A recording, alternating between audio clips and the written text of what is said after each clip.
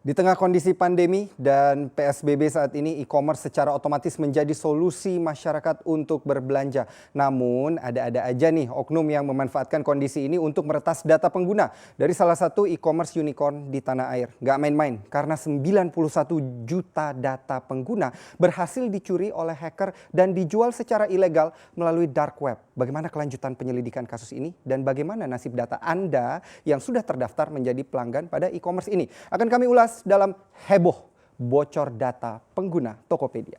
Kita mulai dari kronologis dari kasus pencurian data Tokopedia, di mana kasus ini terungkap ke publik oleh akun Twitter @underthebridge yang mengklaim dirinya sebagai layanan pengawasan dan pencegahan kebocoran data asal Israel. Awalnya di sini kita melihat peretas dengan nama akun Ysodeng menawarkan 15 juta data akun pengguna Tokopedia di forum Raid Forums. Kemudian hacker berbagi data untuk meminta bantuan peretas lain membuka kunci algoritma password akun tersebut karena masih di-hash atau masih disandikan. Data yang ditawarkan berupa user ID, email, nama lengkap, tanggal lahir, jenis kelamin, nomor ponsel, dan password yang tersandi atau masih terhash. Hacker juga mengklaim data ini dari peretasan yang terjadi pada 20 Maret di tahun 2020 ini. Dan sehari kemudian, hanya satu hari, hacker berhasil mengumumkan bahwa mereka telah menjual 91 juta data pengguna seharga $5.000 Amerika Serikat atau setara dengan 75 juta rupiah yang dijual pada Empire Market atau pasar gelap di dark web. Manajemen Tokopedia sendiri sudah mengakui akan adanya upaya pencurian data pengguna Tokopedia, namun informasi penting seperti akun pelanggan, password, data keuangan tetap berhasil terlindungi, di mana hal ini juga sudah disampaikan kepada publik melalui Menkominfo Johnny G. Plate usai rapat tertutup bersama pihak Tokopedia pada Senin 4 Mei 2020.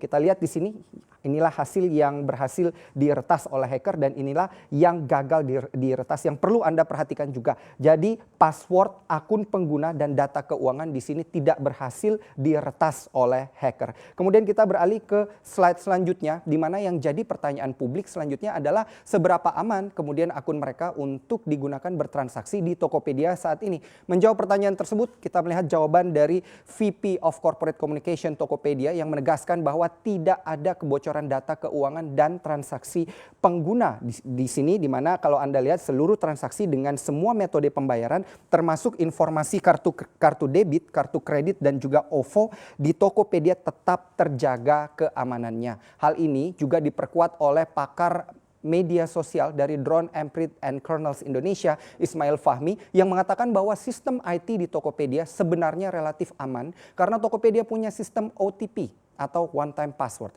Jadi setiap kali Anda login akan dikirimkan OTP lewat SMS atau WhatsApp untuk mengkonfirmasi pengguna. Namun aspek yang terpenting lainnya dari kasus ini bukanlah password di situs Tokopedia, melainkan data-data personal yang bocor seperti email, nama, alamat, tanggal lahir, dan nomor telepon yang dapat digunakan untuk keperluan lain. Adapun bahaya kebocoran data yang perlu diwaspadai pengguna adalah profiling, scamming, dan juga phishing. Dilihat dari sudut pandang hukum, di sini kita lihat payung hukumnya. Kasus Tokopedia akan ditangani dengan Undang-Undang ITE dan Peraturan Pemerintah Nomor 71 Tahun 2019. Namun sayangnya menurut para ahli, semua sanksi yang diatur dalam payung-payung hukum ini masih bersifat administratif saja atau surat peringatan, mengumumkan kasus ke media dan memblokir platform. Kalau kita lihat secara keseluruhan, kasus ini belum bisa memberikan sanksi-sanksi berupa denda seperti yang sudah terjadi di Eropa, di mana perusahaan diberikan denda karena kebocoran data oleh pemerintah yang nilainya juga lumayan jumbo. Nanti akan kita lihat kasusnya seperti apa. Nah, perlindungan data pribadi, Undang-Undang Perlindungan Data Pribadi saat ini merupakan saat yang paling dibutuhkan karena sayangnya Undang-Undang PDP ini masih belum final karena terhambat pandemi COVID-19 meski sudah mulai digodok sejak tahun 2016.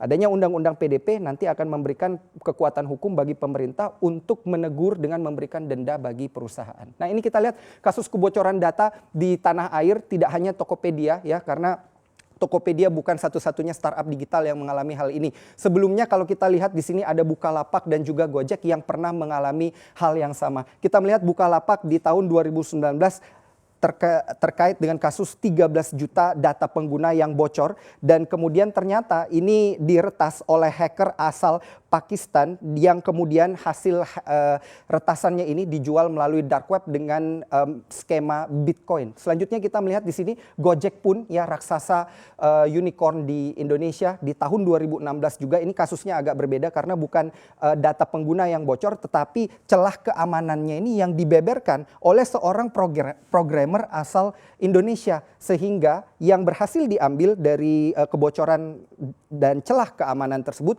adalah data dan histori pengguna yang sudah dibeberkan. Hal ini juga kemudian sudah diinformasikan langsung kepada pihak Gojek sendiri dan sudah diambil langkah-langkah penanganan. Nah, ini mungkin agak sedikit berbeda. Ini dari sisi sosial media global, tetapi ini adalah satu contoh yang cukup baik untuk kita perhatikan di tanah air, karena yang sebelumnya terjadi di sini, siapa yang tidak kenal dengan Facebook? Facebook yang sebesar itu pun akhirnya juga pernah mengalami kebocoran data, tetapi tidak dilakukan oleh pihak Facebooknya, dilakukan oleh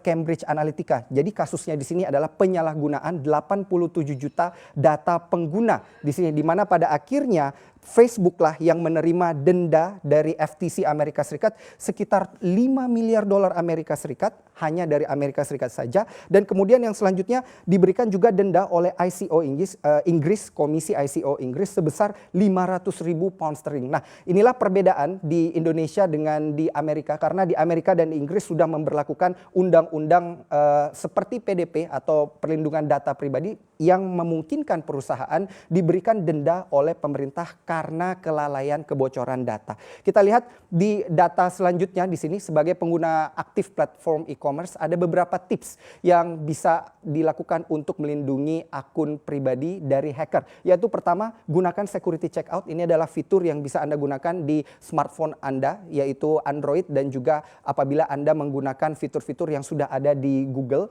langsung saja masuk ke situs dari Google tersebut dan kemudian Anda mencari security checkout yang nantinya akan memberikan Anda perhatian khusus ataupun memberikan Anda juga satu masukan-masukan celah mana yang belum Anda tutupi terkait keamanan pada handphone dan juga email Anda. Yang kedua di sini, memperhatikan keamanan pada website. Jadi ketika Anda melakukan browsing, Anda cukup memperhatikan di bagian kiri di sebelah kolom untuk menulis situs, apakah situs tersebut memiliki ikon berupa gembok yang terbuka atau tertutup. Kalau gemboknya terbuka berarti kurang aman, dan kalau websitenya dengan ikon gembok tertutup, maka website tersebut dikatakan cukup aman. Kemudian yang ketiga di sini, selalu verifikasi 2 langkah atau two-way verification, di mana nanti handphone Anda akan dikirimkan SMS, tetapi SMS ini yang berupa angka ataupun kata jangan dikirimkan lagi kepada orang lain, karena itu hanya untuk Anda dan hanya berlaku sekitar beberapa menit saja untuk Anda login kepada akun Anda. Yang keempat di sini, unduh aplikasi dari sumber yang resmi, di mana ketika Anda ingin mendownload